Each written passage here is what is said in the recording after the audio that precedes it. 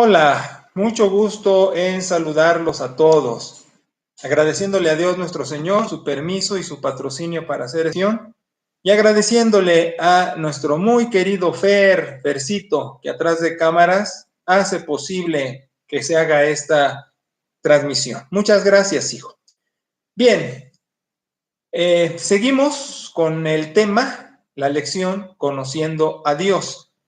Y nada más, recapitulando, omití saludarlos. Saludos a todos con mucho cariño y a nuestras extensiones y a quienes les envíen esto. Bueno, decía, el tema es Conociendo a Dios, es la segunda parte. Y recapitulando de una manera muy breve, decimos, la semana pasada se dijo, conocer a Dios requiere tiempo en dos direcciones, la longevidad personal y el transcurso del tiempo en el trato con la divinidad. Dos cosas, mientras más maduro sea, en base a los años de vida, mayor será mi capacidad de ir comprendiendo a Dios, pero haciendo la aclaración que edad no quiere decir madurez, necesariamente. Hay jóvenes muy maduros, ya vemos gente mayor que nos falta madurez, pero aún así, con esa advertencia, decimos, se necesitan años de vida porque de manera general esto da la posibilidad de que seamos más capaces de discernir el trato con Dios, pero la otra también de tener tiempo con Dios, y no me refiero solamente a tiempo de iglesia, que es lo que vamos a ver hoy, sino un compañerismo con Dios, una relación actualizada, no una relación obsoleta, no una relación que fue de años atrás, muy especial, y después se convirtió en una rutina. No hablamos de eso, hablamos de un trato diario con Dios, actualizado. Así, por esas dos vías, longevidad y años de tratar a Dios, se puede ir conociéndole más y mejor. Pero ahora vamos a hablar de la otra parte. La otra parte precisamente es cómo se revela Él, cómo se da a conocer. Y vamos a manejar dos líneas. Vamos a manejar las escrituras y vamos a manejar la iglesia. Y entre paréntesis a esas dos líneas de Biblia y de iglesia, vamos a decir la historia personal, aunque esto también tiene que ver con lo que decíamos de años de estar tratando a Dios. Pero bueno, vamos por el principio. Mira, primero, a Dios nadie le vio jamás, así dice la Escritura. Y también hay esta afirmación que ahora tenga que ser un poco técnico, pero voy a pretender ser muy claro, a pesar de que tenga que manejar cuestiones técnicas, teológicas, voy a tratar de ser lo suficientemente claro, a diferencia del instituto. En el instituto, no es que no trate de ser claro allí, pero manejo ya conceptos en otro nivel y con otros términos y otras acepciones. Aquí, aunque tenga que tocar algunos tópicos que toco allá, voy a desmenuzarlo con mayor necesidad de ser claro. Bien, entonces decimos, no se puede conocer a Dios a menos que Él se revele. Y mira, vamos a descartar lo que se llama una teología natural. ¿Qué es una teología natural? La teología natural, su auge, sobre todo fue en la Edad Media, te hablo de los años 800 al 1200 aproximadamente, es la época que se llama oscurantismo en la historia universal. Fue una época en donde la ciencia, el conocimiento estaba velado y era más por superstición y por misticismo, filosofías y algo de cristianismo que se trataba de descifrar la vida. Por eso se llama una época oscura, oscurantismo. Después llega el Renacimiento y con el Renacimiento, el regreso a las artes, al estudio, las letras, todo, ya va a dar lugar a las reformas. Pero bueno, dejemos la historia universal. Ahorita decimos, La teología natural lo que dice es que se puede conocer a Dios por otros medios que no sean ni Jesucristo ni la Biblia. Y categóricamente decimos, no, no es posible. Se necesita una autorrevelación, si no, no es posible. Ahora, mucha gente afirma que puede conocerse a Dios, insisto, a través de la creación, a través de la naturaleza. Esas son posturas que también en teología les decimos pietistas, las clasificamos como pietistas, que se basan más en el sentimentalismo y en las emociones de las personas que en una manera objetiva de ver la fe. Por eso es frágil. Te voy a decir, si se dijese yo conocer a Dios a través de la naturaleza, decimos, va a ser un conocimiento muy corto, muy superficial, muy limitado. Necesitas que Él se revele, que Él se haga dar a conocer. Entonces, insistimos. Y entonces la teología natural dice, hay una revelación natural. Y el apóstol Pablo también lo maneja en la carta a los Romanos, en el segundo capítulo, donde dice que no es suficiente.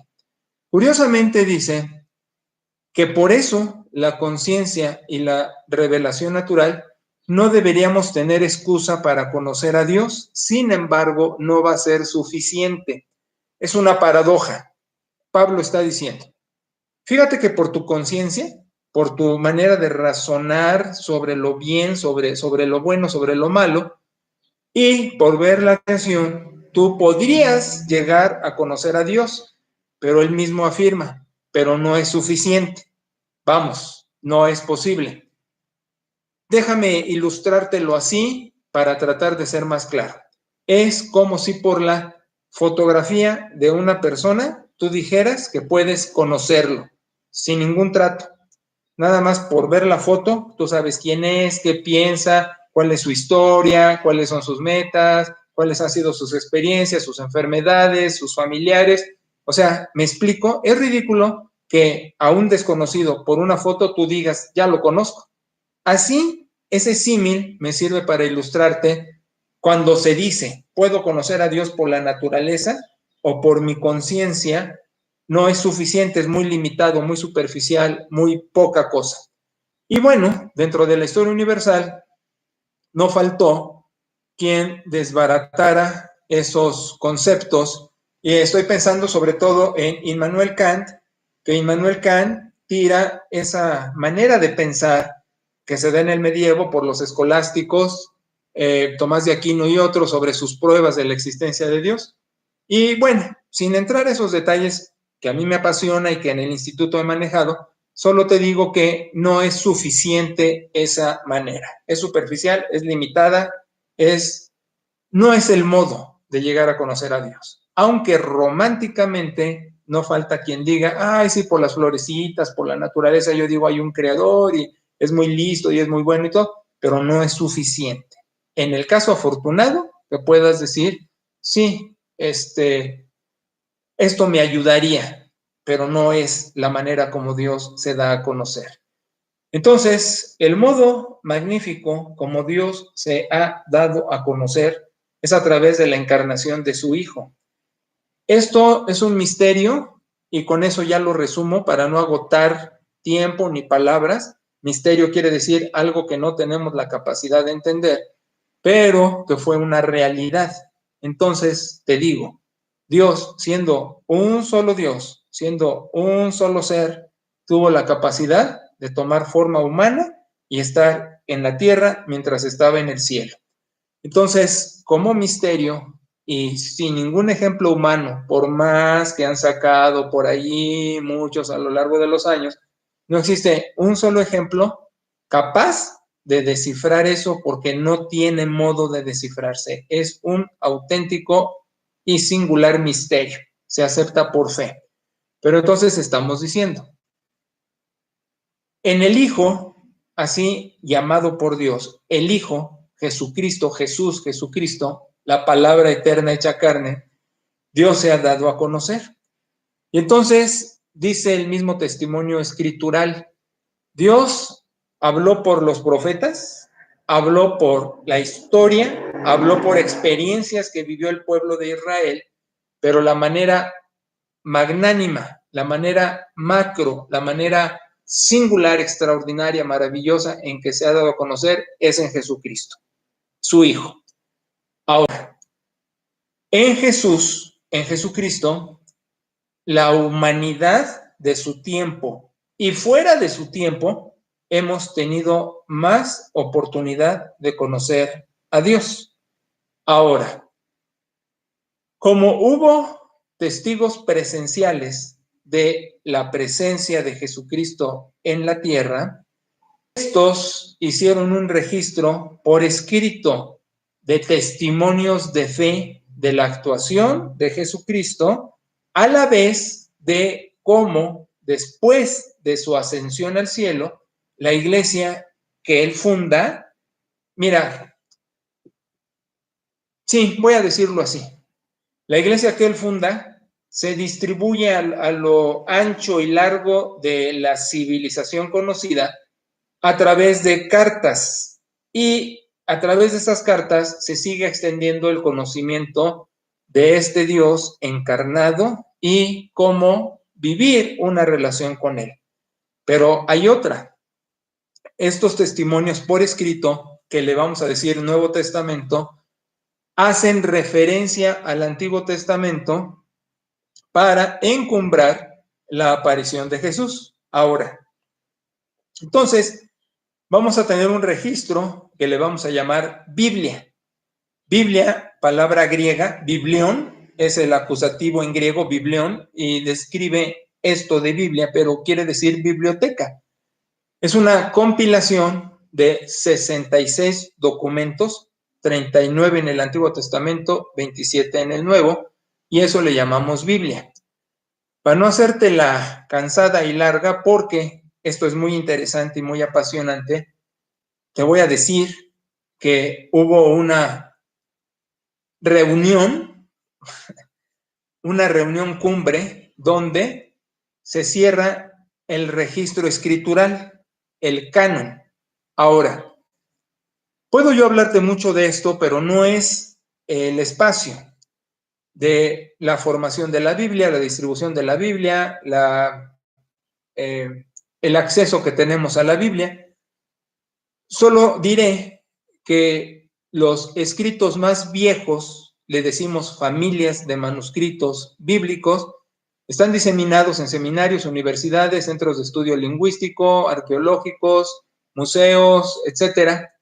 Y tenemos acceso, quienes traducimos la Biblia, estoy incluyéndome porque tengo esa facultad, a ellos a través de dos compendios: la Biblia hebraica, que se edita en Stuttgart, Alemania, tradición masoreta, que eso es de lo más fiel de los escribas judíos, y de Greek New Testament, que es el Nuevo Testamento en griego de Sociedades Bíblicas Unidas, y ambos con un aparato crítico textual hacen referencia a todos los documentos que acabo de mencionar.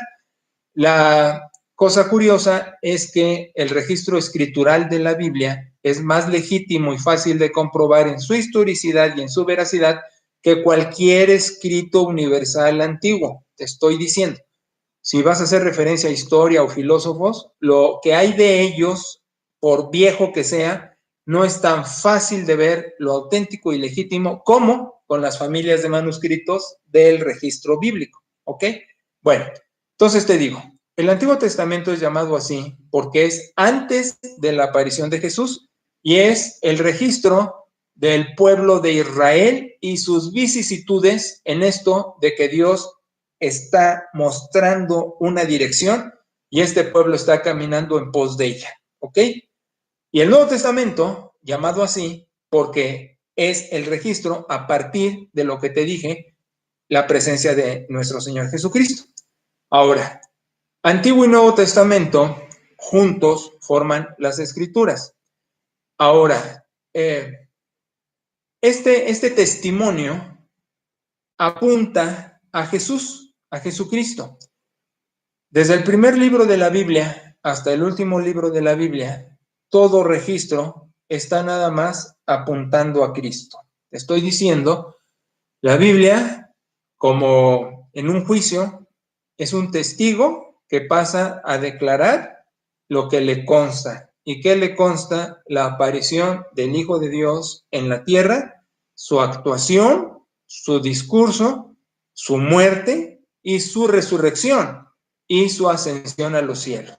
Entonces, el testimonio escritural o bíblico lo que pretende es presentar a Jesucristo a las personas. Te lo voy a simplificar así, como si la Biblia fuera una tarjeta de presentación, de esas que usamos para identificarnos con otros, y diría, el nombre es Jesucristo, su dirección el cielo, su teléfono la fe, ¿sí? Más o menos para decirte, la Biblia es una tarjeta de presentación a Jesucristo, apunta a Él, para que todo aquel que en Él crea no se pierda, mas tenga vida eterna. ¿Ok? Esa es su función. Es un libro espiritual. Dice, hombre, eres pecador, por mejor que quieras ser, y qué bueno que seas una persona moral buena, pero no es suficiente. Necesitas una redención. Esto es, que alguien te sustituya para que tú puedas llegar al cielo. Y eso lo hizo Jesús al morir en la cruz. Está pagando tu pecado, tu imperfección, tu incapacidad, tu autosuficiencia, tu independencia, tu egolatría, etcétera.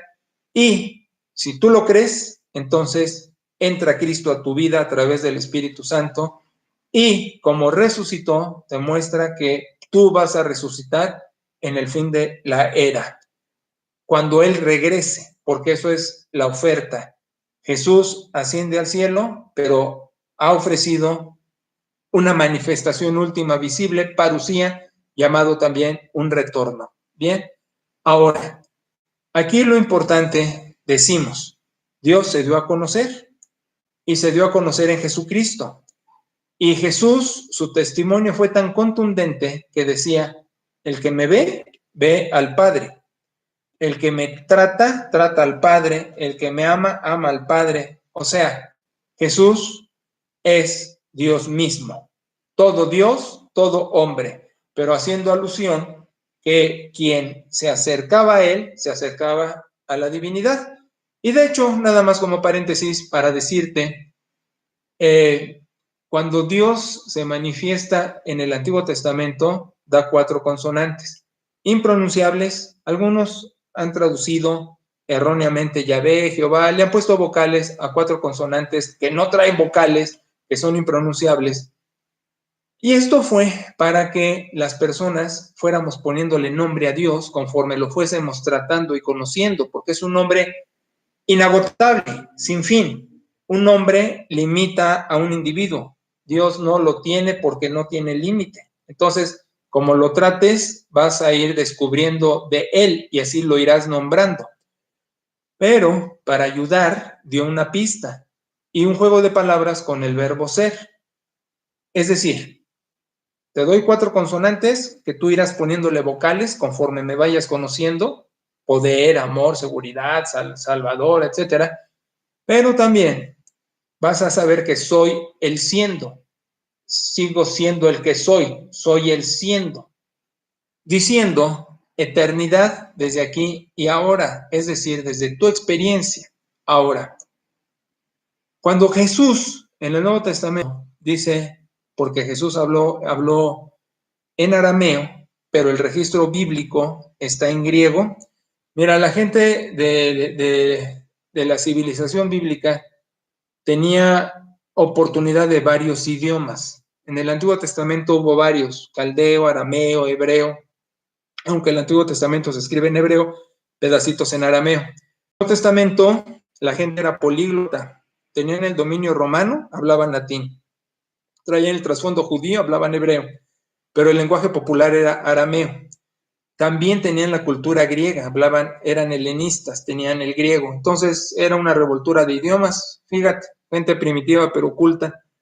Entonces el Nuevo Testamento se escribe en griego, aunque se habló en arameo en el tiempo del Nuevo Testamento. Jesús habló en arameo.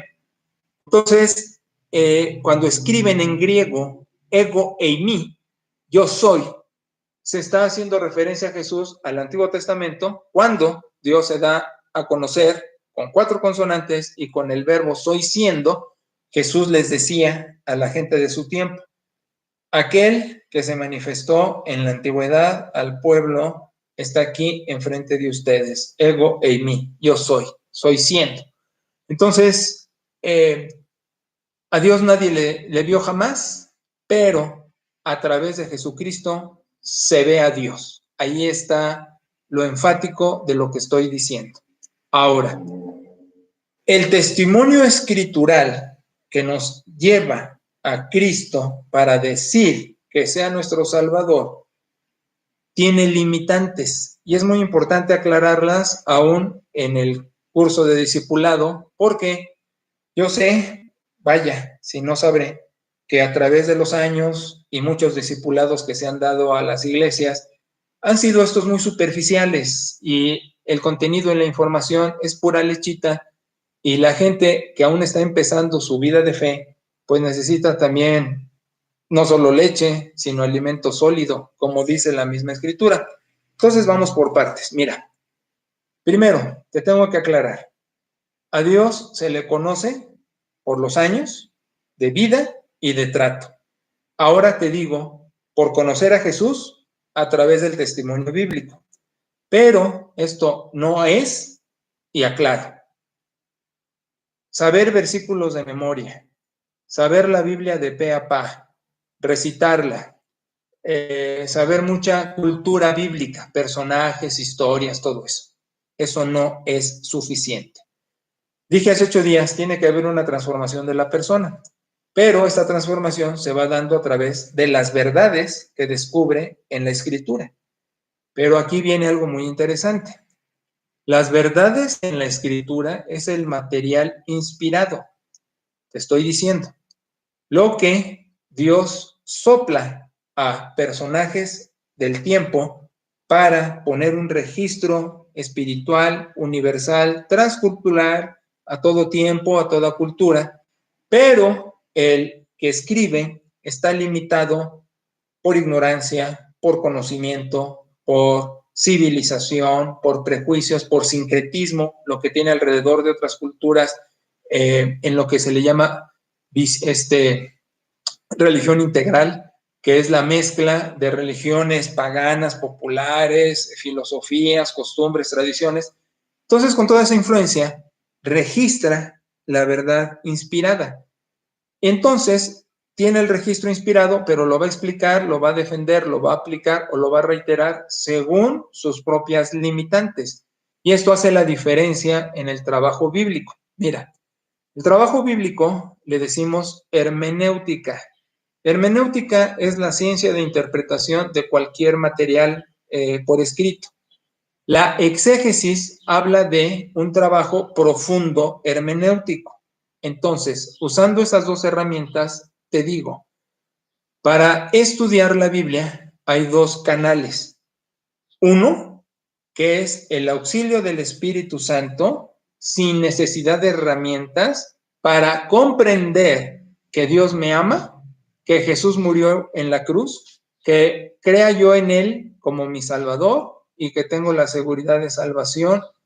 Eso es la cosa esencial que me sirve nada más el trabajo del Espíritu Santo en mi corazón, que lo despierta para conocer a Jesús y leer la Biblia en el modo, vamos a decir, kinder primaria. ¿Ok? Bien. Pero después de eso viene lo que te digo, hermenéutica y exégesis. Y entonces necesito, sí, la ayuda del Espíritu Santo, pero todas las herramientas académicas que existen para hacer trabajo de interpretación literario. Hablo de lingüística, hablo de filología, hablo de filosofía, de sociología, de psicología, hablo de teología, hablo de historia, hablo de arqueología. Se necesitan muchas herramientas para hacer un trabajo más profundo, en otro nivel, para escarbar las verdades bíblicas, ¿sí? Y aquí es donde se confunde media humanidad. Primero, o se quedan en el nivel pura superficialidad, que eso es lo común en las iglesias, no salen de estar repitiendo que Jesús murió en la cruz y resucitó, que es verdad, que hay que decirlo, pero no salen de eso.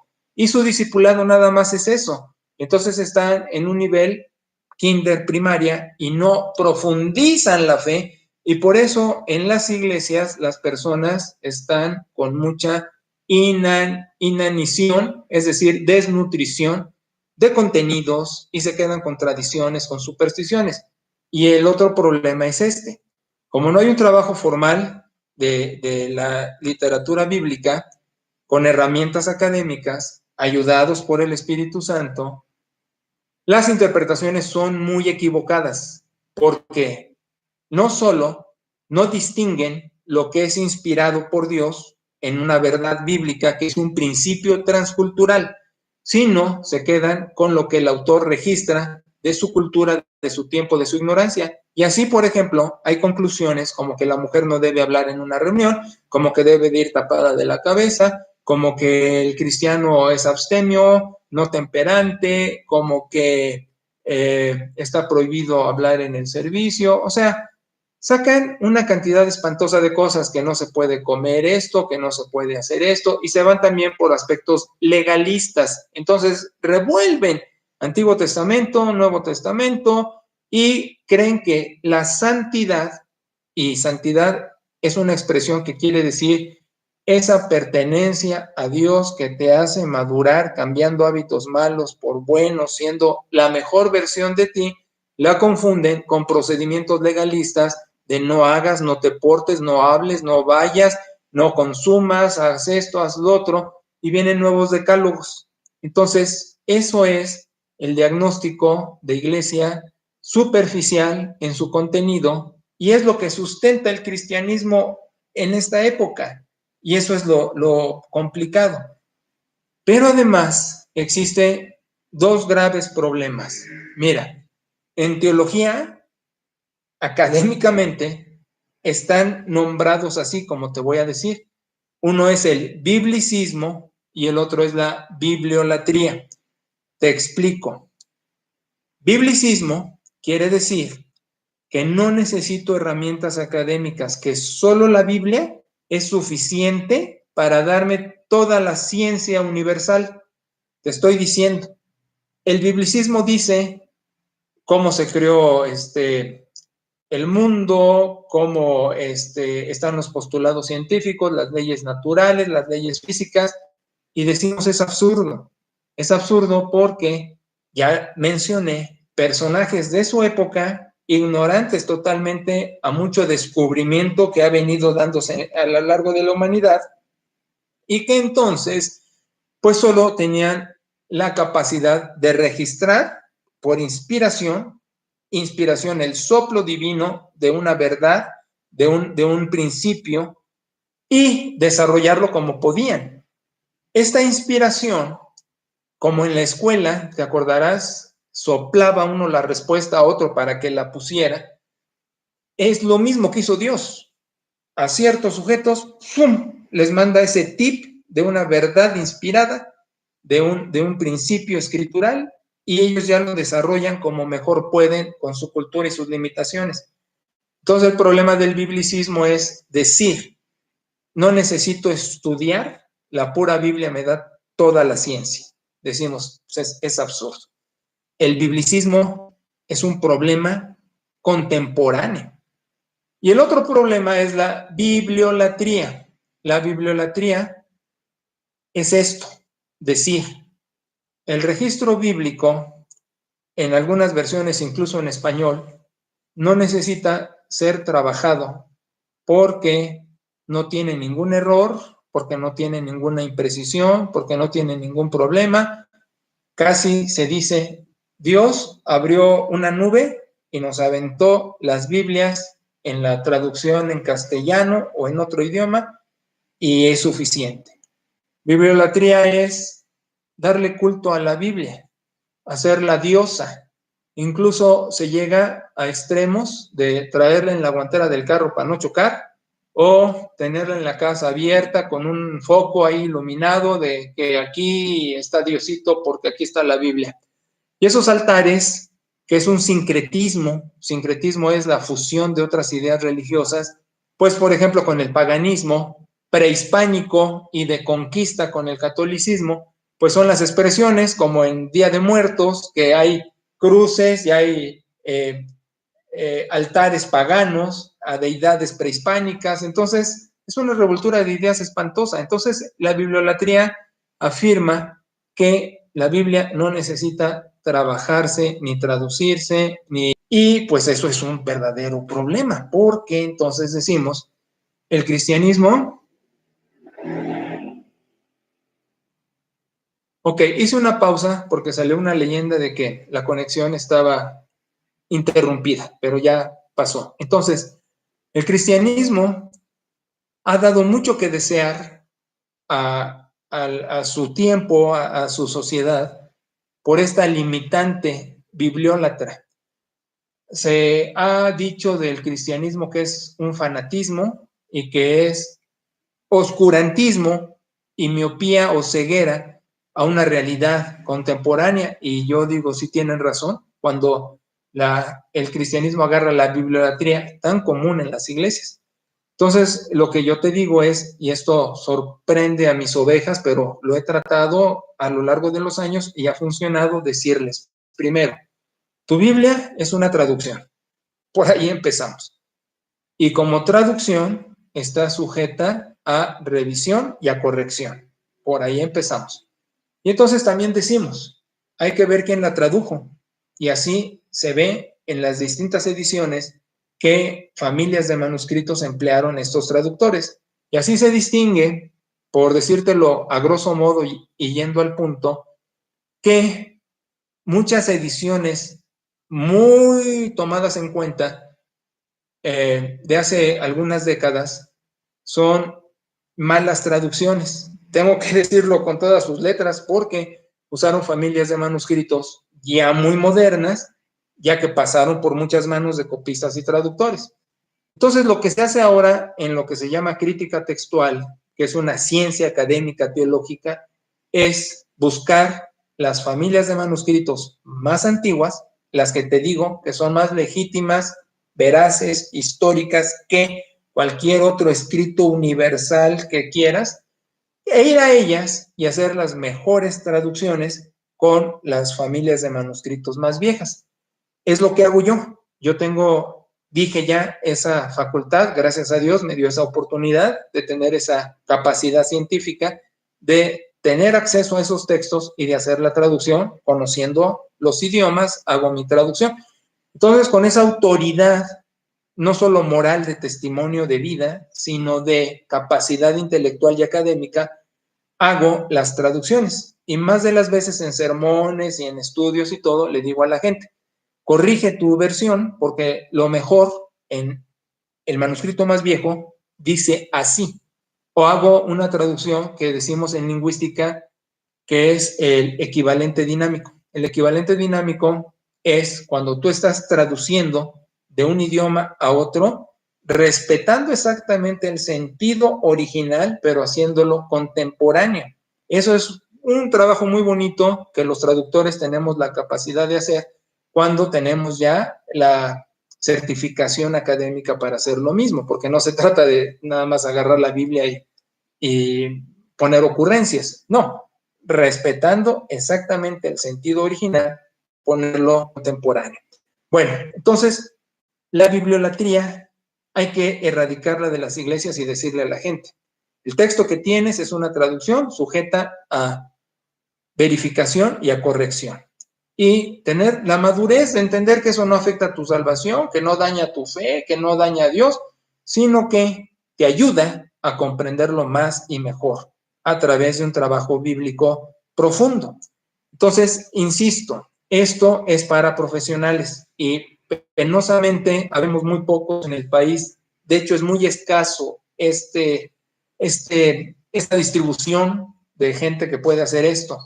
Por eso, en N cantidad de congregaciones, pues se ve otra cosa en cuanto a contenidos. Bueno, entonces decimos, conocer a Dios a través del testimonio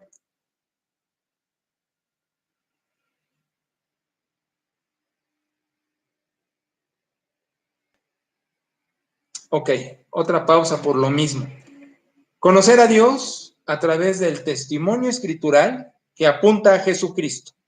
Y ahí conozco a Dios en una relación personal con Jesús. Es un encuentro, no es una fe ambiental, es un encuentro personal donde le digo, soy pecador, entra a mi vida. Y entonces uso las escrituras. Y con las escrituras, en el primer nivel, primaria, sin necesidad de auxilio, por el puro Espíritu Santo, conozco a Jesús como mi Salvador y algunas cosas básicas de la fe.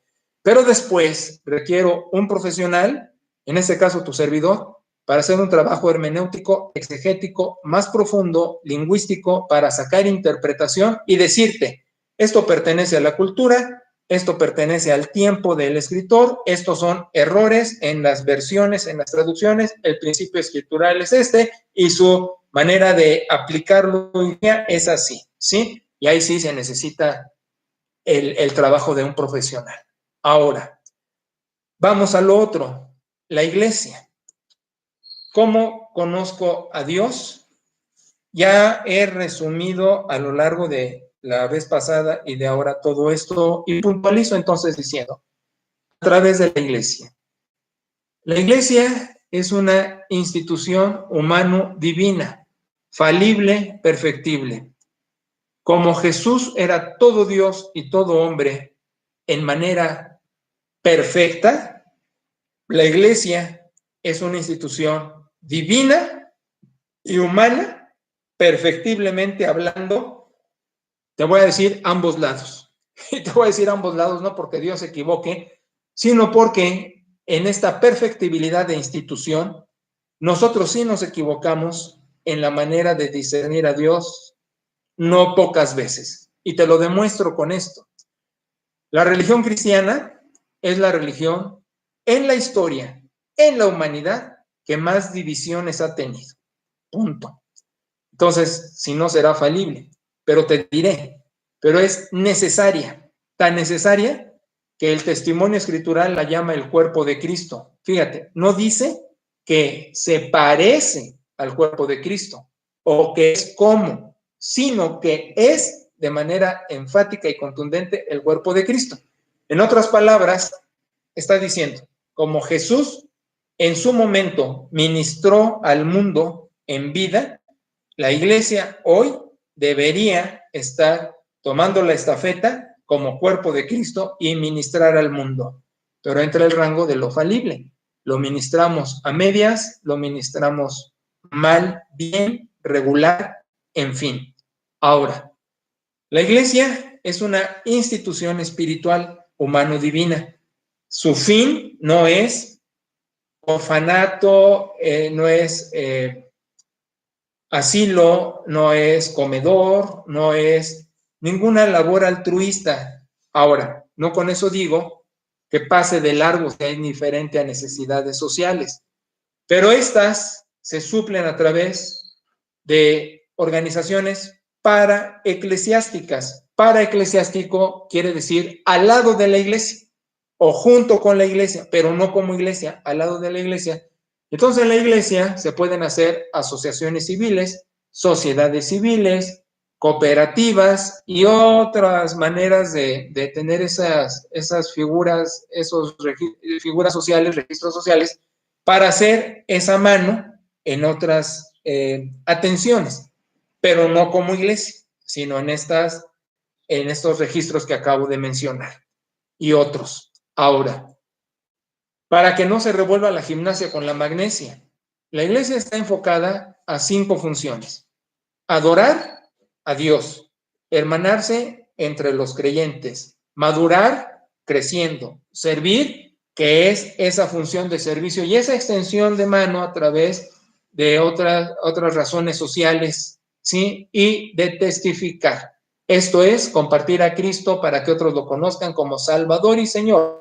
Es decir, siendo los testigos, o el testigo bíblico, los testigos de Cristo, que yo quizás no conozca mucho más de él, solo que a mí, como dijo el ciego en la Biblia, me sanó y veo. Entonces así compartimos a nuestro Salvador a todos, porque esa es nuestra función cardinal como congregación. Entonces te digo, conocemos a Dios también del trato en la iglesia en estas 5 funciones unos con otros. Porque te diré, algunos son discípulos, y discípulo es un término novotestamentario, acoluteo quiere decir seguir o ser discípulo. No son 2 palabras como en español, es una sola en griego, porque no puede ser lo uno sin lo otro. Entonces, algunos son discípulos de primera línea y otros son más comodinos, otros más tibios, otros más regulares y otros de plano son malos. Entonces, en estas funciones de la iglesia, pues también hay roces, hay desánimo, porque no solo es eso, sino también tenemos educación, cultura, neuronas, experiencias, disciplinas diferentes. Y entonces, en ese conglomerado de sujeto colectivo que es la iglesia, indiscutiblemente vamos a tener antagonismos con otros por modos de pensar, pero en los propósitos de la iglesia, hermandad es saber aprender a vivir con las diferencias de los otros. Vida en comunidad, le llama el teólogo Dietrich Bonhoeffer, es decir, aprender a ser familia. ¿Cómo? En una familia que allí el ADN genético los une y quizás te caiga gordo el hermano, el primo, el sobrino, el tío, pero al fin son familia y se tienen que aguantar para sobrevivir como familia, que hay unas que se pelean y se matan, ¿verdad? Pero así la iglesia es una casa espiritual, es una familia donde se honra y se celebra a Jesucristo, y entonces la familia tiene que apechugar para aprender a ser muégano, aprender a perdonarse, a reconciliarse, a pasar por alto faltas, pero no en una manera superficial, que también es lo muy común en las iglesias, donde por cositas se dejan de hablar y se ausentan, o ya conociéndose en un modo más profundo, tienen la capacidad de renovarse y de reinventarse en las relaciones a través del perdón y la restauración, pero también el cambio de vida. Aquí le llamo un discipulado auténtico y comprometido, no dejando de ser yo, pero mostrando mi compromiso con Dios y con los demás, asumiendo mi responsabilidad. Y es un modo de conocer a Dios, porque dice la Escritura, si no puedes hacer esto, es decir, amar a tu hermano a quien ves, pues ¿cómo vas a amar a Dios a quien no ves? Y te voy a decir otra, a Dios lo vemos también a través de la iglesia, ahí está presente por su Espíritu Santo. Entonces, Dios nos está enseñando de Él aún en lo imperfecto de los otros, para aprender a amar y tolerar, como dice el Nuevo Testamento, que Él perdona nuestra gran deuda y que ahora debemos perdonar nosotros las deudas más pequeñas de otros, porque Él perdonó la grandota nuestra, como no perdonamos las pequeñas de los demás. Entonces, conocer a Dios, te decía, no es nada más repetir versículos o tener mucho tiempo en la iglesia, es estar arraigado en el compromiso de cambios, de crecimiento en mi persona y en mi comportamiento hacia los otros. Entonces, te digo, aquí es, y termino, como aquel que dice, te presenté a mi hijo cuando tenía 5 años, ahora que han pasado 20 y te lo vuelvo a mostrar, no esperas ver a un niño de 5 años, esperas ver a un hombre de 25 años, ¿no? Decimos, y sí, así los discípulos de Jesús, así la iglesia linaje escogido, decimos, conforme pasa el tiempo, debemos ir mostrando individual y como sujeto colectivo ese avance.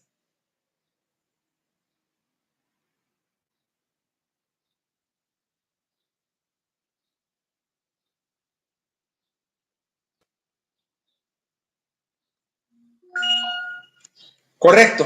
Entonces, al ir mostrando ese avance, tenemos que seguir adelante como discípulos y como iglesia. Eso es el conocimiento de Dios. Bueno, un placer saludarlos a todos. Muchas gracias, Fercito. Bendiciones para todos. Hasta la próxima.